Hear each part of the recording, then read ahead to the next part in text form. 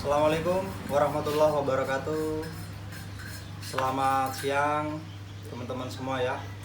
Semoga kalian selalu sehat, rezekinya selalu dilancarkan, dan semakin semangat untuk selalu berkarya dan berkegiatan seperti biasa. Oke teman-teman, hari ini kita akan membenahi sedikit masalah yang ada di Yamaha Vixion ini ya. Seperti biasa, Vixion itu permasalahannya selalu ada di bagian pendinginan atau di kipasnya, tidak berfungsi dengan bagus. Nah, gimana cara menentukan kita alat apa yang rusak kok kipasnya tidak bisa berfungsi? Oke, teman-teman. Pertama, kita akan membahas skemanya supaya kalau skemanya sudah jelas, jadi teman-teman ketika menghadapi permasalahan yang seperti ini, teman-teman bisa gimana ya, mencarikan solusi dan bisa mendapatkan di mana titik kabelnya yang mungkin yang bermasalah kabelnya atau mungkin peralatannya. Oke teman-teman ya, langsung kita gambarkan ke skema. Tolong bukunya mas. Ini mas. Oke. Bangun G. Oke ya teman-teman ya. Jadi di sini saya sudah siapkan beberapa perangkat pendukung untuk memutar kipas di Vixion atau di motor-motor Jupiter MX, R15 ya teman-teman ya. Pertama di sini ada termosensor, kedua di sini ada ECM atau ECU, kemudian relay ya teman-teman ya. Ini alat-alatnya, kemudian relay ini nanti menghantarkan ke kipas. Kebetulan kita tidak ada kipasnya, masih terpasang di motornya ya teman-teman ya. Kemudian apa fungsi utamanya? Nah di sini teman-teman. Jadi ini ya, ECU ini mengirimkan sinyal negatif ke termosensor. Kemudian termosensor dengan sekitar 80 derajat Celcius ya kan, dia menghantarkan arus kembali ke ECM. Terus ECM ini ya memerintahkan relay untuk mengirim arus ke kipas. Mudahnya seperti ini teman-teman ya. Oke ya, kita ke sini.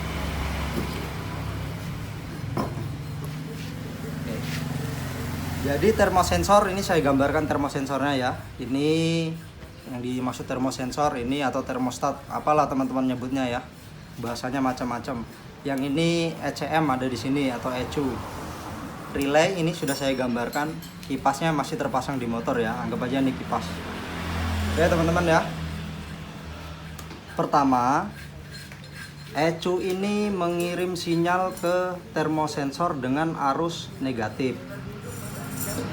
Kemudian ketika ini terkena panas air radiator sekitar 70 sampai dengan 80 derajat Celcius, kemudian sinyal negatif ini masuk ke sini, kemudian ini terkena air radiator dengan persentase sekitar 70 sampai 80 derajat Celcius. Ini akan mengirimkan sinyal kembali ke ECM dengan arus yang sama ya, negatif. Kemudian ECU ini mengirimkan sinyal ke relay ke sini ya teman-teman ya. Setelah dari sini mengirimkan sinyal ke sini, kemudian ECU ini mengirimkan sinyal ke relay. Kemudian ECU ini mengirimkan sinyal, tetap ya teman-teman ya, sinyal negatif ke relay. Skemanya seperti ini teman-teman ya. Urutan relay itu seperti biasa tetap. Relay itu ada dua kutub positif, satu kutub negatif, kemudian satu kabel untuk satu kabel keluar ya teman-teman ya. Yang relay ini kemudian mengirimkan sinyal positif ke kipas. Nah, apabila terjadi kesalahan di kabel ini, misalkan putus atau tidak tersambung, maka kipas ini tidak akan berfungsi. kipas ini ya teman-teman ya, tidak akan berfungsi ketika terjadi kesalahan. Oke ya teman-teman ya, sekali lagi, apabila terjadi kesalahan atau misalkan relay tidak berfungsi, tidak bisa menerima sinyal dari ECM, begitupun dengan termosensor atau dengan ECU, maka kipas ini tidak akan bisa berputar. Karena sumber energinya dari kipas ini yaitu arus positif dari relay. Nah, relay ini mendapatkan perintah dari ECM. ECM ini mengirim perintah ke termosensor dan termosensor begitupun seterusnya ya teman-teman ya. Jadi dia bersirkulasi arus ini ya. Oke. Nah, banyak yang bertanya gimana cara mengecek termosensor itu baik atau tidak ya teman-teman ya. Nah, jadi kita harus menggunakan alat. Kita kerja tidak boleh main kira-kira ininya, itu tidak boleh ya teman-teman. Kita harus punya patokan. Jadi di dalam termosensor ini terdapat solenoid. Yang itu kita bisa ukur dengan avometer ya teman-teman ya. Kita bisa ukur dengan avometer. Oke, avometernya ditujukan ke sini ya, ke 200 kilo ohm ya teman-teman ya. Nah, bisa disorot ya mas. Oke, di 200 kilo ohm.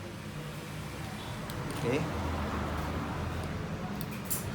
termosensor ini ya teman-teman ya, ini akan memiliki nilai yang berbeda ketika pada saat dia dingin dan ketika dia saat panas atau ketika dia mengirimkan sinyal ke ECU. Nah, kita tes ya kondisi dingin.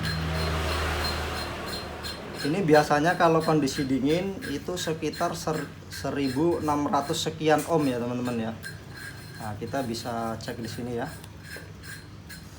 Ini sini di dalam sini ada dua pin. Kita tinggal colokkan sini teman-teman ya.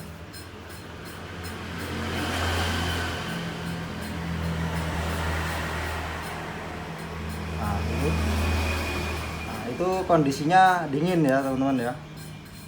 Ini bisa jadi patokan ya. Akurat ini pokoknya. Ini 1705 ohm. Nah, itu kondisi pada saat dingin.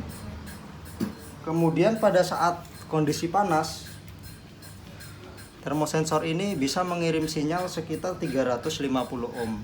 Coba kita panaskan ya terlebih dahulu, baru kita cek. Oke, coba kita panaskan ya teman-teman ya. Baru kita cek kondisinya di saat ketika dia panas. Suhunya sekitar 70 sampai dengan 80 derajat Celcius. Oke, saya pikir cukup ketika panas ya teman-teman ya.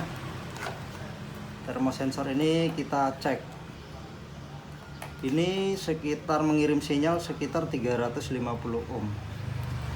Kalau dia semakin panas maka nilai ohmnya semakin kecil. Nah, itu ya teman-teman ya. Nah, itu sekitar 300 ohm ya. Jadi kalau dia semakin panas nilai ohmnya semakin kecil ya. Nilainya semakin kecil. Kalau dia semakin dingin maka nilainya akan semakin besar. Artinya kita dapat pastikan termosensor ini berfungsi dengan baik. Nah, kunci utamanya ya ada di sini. Kemudian kita cek satu persatu kenapa kipas itu tidak bisa berfungsi. Kita cek kabel yang dari ECM yang mengirim sinyal negatif ke sini ya, ke termosensor. Kalau ini tersambung dengan bagus, itu cara pertamanya. Itu berarti ini sudah benar, tidak ada masalah. Kemudian kita cek kabel yang keluar dari termosensor menuju ke ECU. Kalau ini tersambung dengan bagus, maka permasalahan kedua kita sudah selesai ya. Cara ngetesnya tetap pakai ini ya teman-teman ya, pakai avometer. Kemudian yang ketiga, kita on ya, kunci kontaknya kita on. Kemudian kita cek di sini signal negatifnya yang dikirimkan ke relay itu tersambung atau tidak. Kalau tersambung berarti yang ketiga sudah selesai. Dan begitupun selanjutnya ya teman-teman ya. Oke, kita langsung praktekkan ke motornya. Di sini ada ECM. Di sini ada relay untuk kipasnya. Yang seperti yang saya jelaskan tadi, ECM ini mengirimkan sinyal ke relay. Nah, sekarang kita tes kipasnya berfungsi atau tidak. Caranya gini ya teman-teman ya. Di sini ada kabel warna kuning strip putih. Kita colok kabelnya ya. Ini cara ngetes yang paling gampang dan cepat untuk mengetahui kipasnya berfungsi atau tidak dan relaynya berfungsi atau tidak. Caranya ngetes seperti ini aja ya teman-teman ya.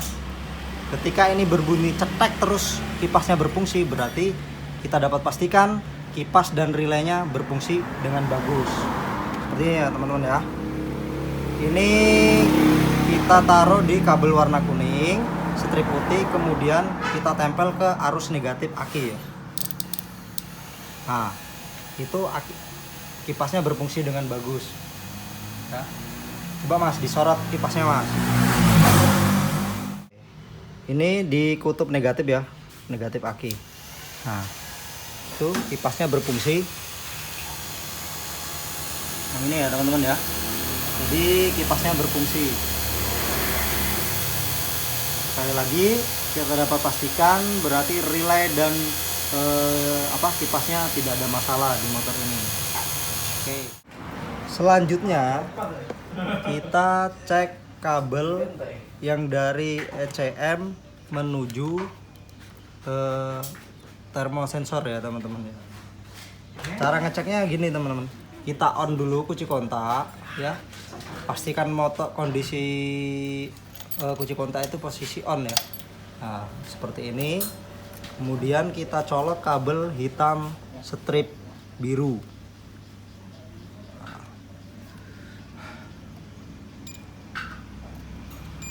Nah, kalau apometernya berbunyi, itu artinya sensor yang dari ECM menuju termosensor itu bagus, terbaca dengan bagus, ya. Oke, berarti kita dapat pastikan kipas berfungsi dengan bagus, relay berfungsi dengan bagus. Kemudian ECM juga mengirimkan sinyal ke termosensor juga dengan bagus. Sebaliknya, tinggal termosensornya mengirimkan sinyal ke ECM itu kira-kira bagus atau tidak ya. Tadi berhubung termosensornya sudah kita cek kondisinya dengan bagus, maka kita bisa berspekulasi bahwa kabel yang dari termosensor menuju ke ECM ini putus ya. Coba kita cek ya teman-teman ya.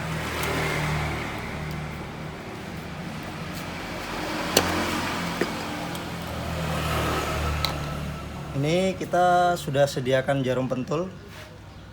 Kabel X-nya ini warnanya hijau strip merah. Jadi kita cari di sini ya. Hijau strip merah.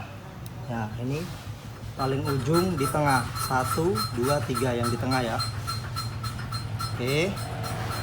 Ini kita colokkan ke sini ya. Ini colokan ke sini, kemudian ini ditempelkan ke sini. Kalau ini tidak berbunyi, maka itu artinya kabelnya putus. Nah, ya kan? Kita dapat pastikan X dari termosensornya ke sinyal ke ECU-nya terputus kabelnya teman-teman ya. Jadi kita tinggal cari di mana titik putusnya, atau kalau pengen mudah kita tinggal jumper aja teman-teman ya. Oke.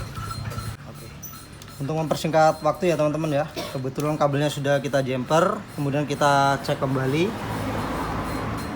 kabel hijau strip merah, kita cek ya. Kita cek. Nah, ini sudah tersambung ya. Berarti kita dapat pastikan sekali lagi bahwa motor ini kipasnya tidak berfungsi dikarenakan kabel X yang menuju dari termosensor menuju ECM itu terputus.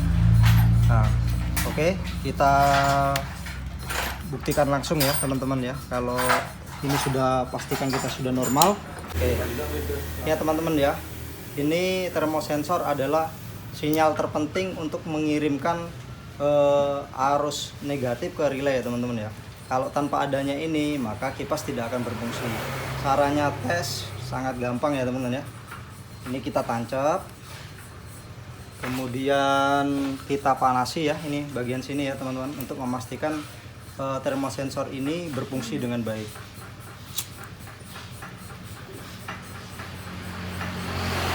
Oke, kita panaskan.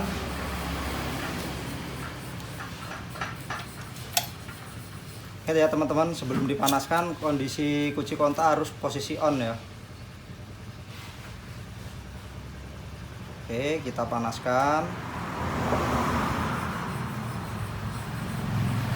Nanti kipas akan terputar sekitar 70 sampai 80 derajat Celcius.